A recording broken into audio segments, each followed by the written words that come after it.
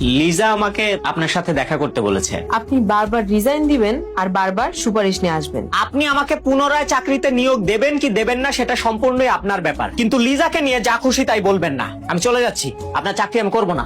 এই তুমি, আপনি আমার অফিস, আমি থাকবো না? আস্তে আস্তে, ওরে বাপরে, মাথাটা কেমন জানি চক্কর মারতাছে। এই মামা খবরদার, রিক্সা টান দিও না কিন্তু, টান দিলে আমি মাথা ঘুরে পড়ে যাবো যে কোনো সময়। আপনি কেমন পুরুষ বলুন তো, এক ব্যাগ রক্ত দিয়ে নাজেহাল হয়ে গেছেন। না, জীবনে প্রথম তো, এরকম অভিজ্ঞতা তো আগে ছিল না।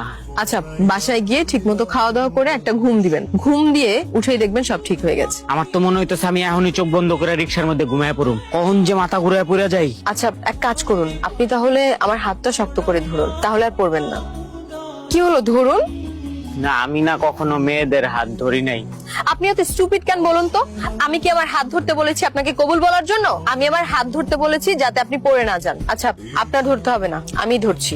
আস্তে আস্তে আস্তে। আচ্ছা, কি যেন সারপ্রাইজ দিবেন বলছিলেন? এই আপনার সমস্যা কি? হ্যাঁ, আপনি প্রথমে আমার দিয়ে ডোনেশন কালেক্ট করাইলেন, ঠিক আছে, এরপরে আবার ব্লাড ডোনেট করাইলেন, তাও ঠিক আছে। এখন আমার ডাক পিয়ন বানাইছেন চিঠি বিলি করার লিগা। আপনি ব্লাড দেওয়ার কারণে একটু দুর্বল আছেন, নইলে আপনাকে থাপ্পড় মেরে গালে 5টা আঙ্গুল বসিয়ে দিতাম। আজব তো, আমি আবার কি করলাম? খামটা নিয়ে যাকে দিবেন এর ভেতরে চিঠি পড়ে সেই আপনাকে সারপ্রাইজ দিবে। যদি না দেয় সেটা কালকে দেখা যাবে। মামা জানতো। আস্তে আস্তে যাও মামা। আপনার জন্য যিনি সুপারিশ করেছেন তা কি আপনি চেনেন? জি চিনি, তবে খুব বেশি দিনের পরিচয় না। ও আচ্ছা, সে যাই হোক, সুপারিশ যখন এনেছেন আপনার জন্য তো কিছু একটা করতেই হবে। আচ্ছা, উনি ঠিক কি কারণে সুপারিশ করেছেন তাই তো জানি না। কেউ একজন আপনার নামে সুপারিশ করলো আর আপনি জানেনই না কেন সুপারিশ করলো। আরে বললাম তো জানি না।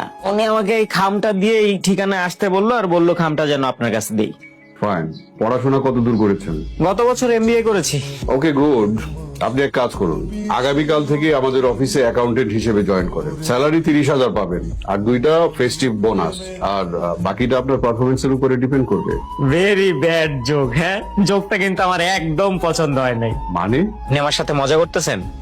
আমাকে দেখে কি আপনার কমেডিয়ান মনে হয়? আমি কেন আপনার সাথে ফান করব? আরে কোনো রিটেন পরীক্ষা নাই, ভাইবা নাই, আপনি এমনি এমনি আমার চাকরি দিয়ে দিতেছেন। হ্যাঁ, আরে গত 6 বছরে আমি ভাইবা পরীক্ষা দিতে দিতে 6 জনের জুতা ক্ষয় করে ফেলেছি। ঢাকা শহরের কোন অফিসে আমি যাই নাই, চাকরি এত সহজ বললেন না, দিয়ে দিলাম। আপনি ঠিকই বলেছেন, চাকরি পাওয়া অত সহজ নয়, কিন্তু যিনি আপনার জন্য সুপারিশ করেছেন তার সুপারিশ আমি ইগনোর করতে পারছি না, তাই এত সহজে চাকরি পেয়ে গেলেন। কি বলেন? এর মধ্যে তাহলে আমার চাকরির জন্য সুপারিশ করা ছিল? এক্স্যাক্টলি। এখন আপনি চাকরিতে জয়েন করবেন কি করবেন না সেটা আপনার উপর ডিপেন্ড করছে। Thank you so much. এত বড় থ্যাংক ইউ কেন? আপনার সুপারিশের কারণে আমার চাকরিটা হয়ে গেছে।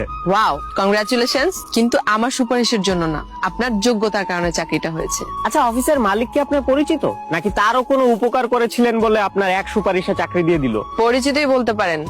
আচ্ছা বাদ দিন, কাল থেকে তো জয়েন করছেন অফিসে। হ্যাঁ, best of luck. Thank you.